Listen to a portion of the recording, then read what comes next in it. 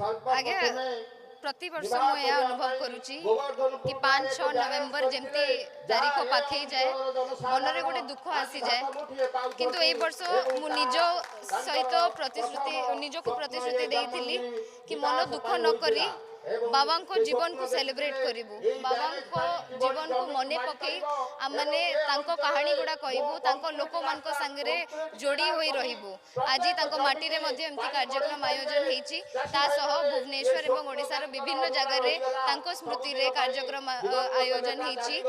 रक्तदान शिविर ठार आरंभ करी स्मृति सभा मंदिर रे भोग बहुत किसी एमती कार्यक्रम आरंभ करिसेंती